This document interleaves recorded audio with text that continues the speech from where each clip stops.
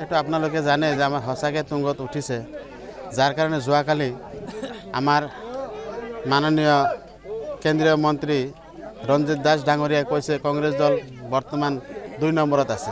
যোৱাকালিলৈকে যদি 2 নম্বৰত আহিছে, যি কংগ্ৰেছৰ নামে নাছিল, আৰু সেই কংগ্ৰেছৰ প্ৰতি যদি 2 নম্বৰ আহিছে, তেনেহ'লে 1 নম্বৰ যোৱাটো কিমান কম সময় লাগিব বা বেছি সময় লাগিব তেখেতে অনুভৱ কৰিব পাৰিব। ৰাইজে কেনেধৰণে এইবাৰ বিশ্বাসত লৈছে আপোনালোকক?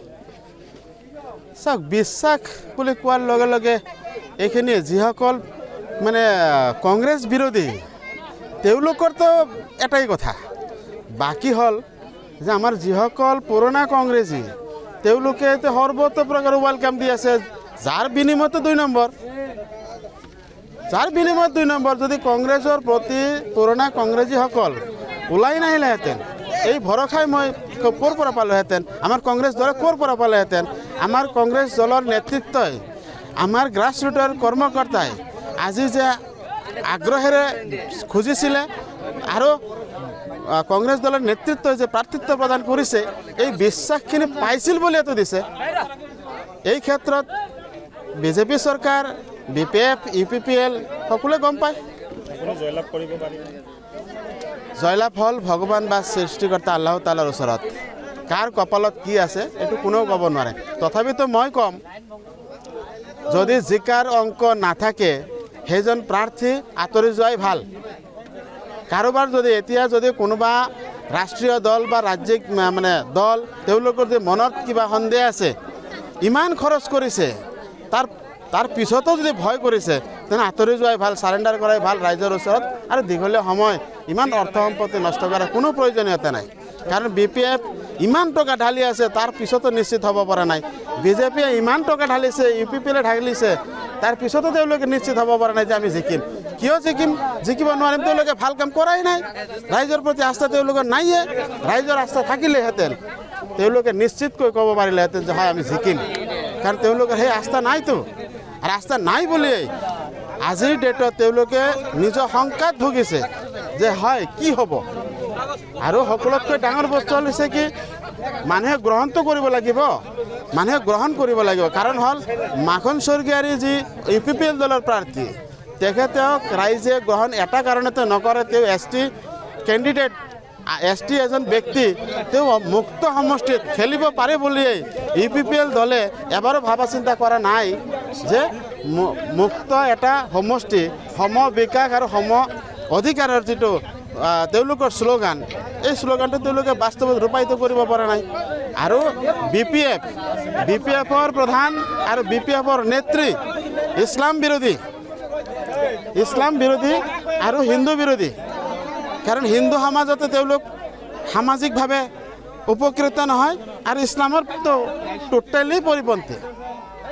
এই ক্ষেত্ৰত বিজেপি দলৰ কথাটো ক'ব, বিজেপি দলৰ নীতি আদৰ্শ এনেকুৱাকৈ জাতি, ধৰ্ম, ভাষা, বৰ্ণ নিৰ্বিশেষে এই যে হিংসা, ক্লেশ, বিদ্বেষ ভাৱ সৃষ্টি কৰিছে, এই ক্ষেত্ৰত যদি কোনো হিন্দু মানুহে ভাবে যে বিজেপিক ভোট দিওঁ, তেনেহ'লে নৰকৰ ৰাস্তা সন্মুখত আহি পৰিব। আৰু কাৰণ অহা মানে 2030 বা অহা 2026 বিধানসভা নিৰ্বাচন বা 2030 চনৰ যি আমাৰ পৰিষদীয় নিৰ্বাচন হ'ব, সেইলৈকে কিমানজন ব্যক্তি টিকি থাকিব পাৰে, এই হ'ল ডাঙৰ প্ৰশ্ন। প্ৰতিদ্বন্দ্বিতা এইটো কোনেও কাকো ক'ব নোৱাৰে, কাৰণ মই প্ৰথমতে কৈছোঁ ভগৱান বা আল্লাহ, মানে তাৰে ওপৰত নিৰ্ভৰ কৰিব। বাস্তৱ প্ৰতিদ্বন্দ্বী, কাৰণ কংগ্ৰেছ দলকে কোনেও প্ৰতিদ্বন্দ্বী হিচাপে লোৱাই নাই। এতিয়া আমি কাক ক'ম প্ৰতিদ্বন্দ্বী? আমিতো মানে একপক্ষীয়ভাৱে আমি ক্লিয়াৰ।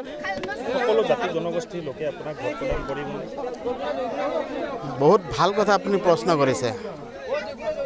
কাৰণ হ'ল কি জানে, মই ছফিউৰ ৰহমান, 20 নং মথনগুৰি পৰিষদীয় সমষ্টিৰ প্ৰাৰ্থী। ভাৰতীয় জাতীয় কংগ্ৰেছ দল এটা নিৰপেক্ষ দল, আৰু ভাৰতীয় জাতীয় কংগ্ৰেছ দলে যে মোক প্ৰাৰ্থিত্ব প্ৰদান কৰিছে, কাৰণ হ'ল মই এজন নিৰপেক্ষ ব্যক্তি, আৰু মই বিভিন্ন জাতি, ধৰ্ম, ভাষা, বৰ্ণ নিৰ্বিশেষে মই সকলোৰে লগত আলু দালিৰ দৰে চলি থাকোঁ। সেই ক্ষেত্ৰত আপোনাক মই চেলেঞ্জ দি কৈছোঁ, ওপৰৱালাৰ ওপৰত ভৰসা ৰাখি মই যিমান মুছলিম ভোট পাম তাতকৈ কোনো গুণে কম নাপাওঁ হিন্দু মানে সম্প্ৰদায়ৰ বা বিভিন্ন জাতি ধৰ্মৰ ভোট পাৱাত, কাৰণ সকলো সম্প্ৰদায়ৰ ভোট সমান সমান থাকিব মোৰ। এই ক্ষেত্ৰত কোনো ধৰণৰ সন্দেহ নাই। আপোনালোকৰ শক্তি দেখি বেলেগে ভয় খাইছে নেকি বিৰোধীয়ে? ডাঙৰীয়া, যদি ভয়ে নাখালেহেঁতেন তেনেহ'লে নাম্বাৰ কিয় আনিলে? এজন ৰাজনৈতিক পৰিপক্ষ ব্যক্তিয়ে যদি নাম্বাৰ কৰি দিছে তাৰ মানে তেওঁৰ ভিতৰত ভয় আছে। আৰু তেখেতৰ আবুল তাবুল বক্তব্য ইয়াৰ আগতেও বকিছে, তেখেতে আবুল তাবুল বক্তব্য আগতেও বকিছে, কিন্তু আজিৰ ডেটত তেওঁ যে কমচে কম ভদ্ৰ ভাষাৰে কৈছে যে 2 নম্বৰ, এই 2 নম্বৰ কোৱাটোৱে হ'ল কি তেওঁলোকৰ ভয়। বাকী BPF, UPPL আদাৰ্ছ কোনো দলৰ কথাটো বাদেই দিলোঁ, কাৰণ এজন ৰাজনৈতিক পৰিপক্ষ ব্যক্তিয়ে কৈছে। এই ক্ষেত্ৰত মোৰ কোন মানে কি যিকোনো খবৰৰ বাবে যোগাযোগ কৰক 7099017330 লগতে 7099017110 নম্বৰত।